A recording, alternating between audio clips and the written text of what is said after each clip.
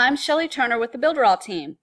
In this video, I'm going to show you what actions you can take on an email campaign. Here I am in my workflow area, and I've got a workflow showing, and right here I've got an email sequence. And I'm going to click on an individual email campaign. That's just a single email, and I'm going to click that green arrow.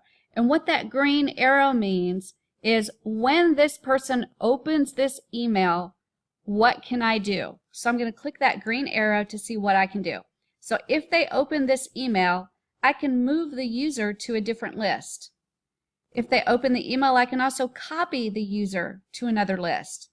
I can change a field value. Remember, we set up our fields in Mailing Boss, and we can set fields to have specific values, but if they open this email, I can change that value. I can insert a tag if they open the email. I can send them a different email if they open this email.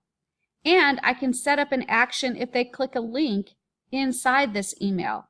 So this is what's going to happen. If they open this email, the action that will happen is I can move the user, copy the user, change a field value, add a tag value.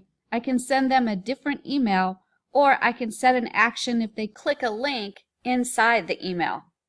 Now what happens if they don't open the email? That's where I click the X, and this is the action I can set if they don't open the email. So if they do not open the email for a certain amount of time, and I can define that time, I can move the user to a different list, I can copy the user to another list, I can change a field value, I can insert a tag, or I can send them another email, a different email. So if they don't open this list, on the X, I click that to see what I can do if they do not open the email.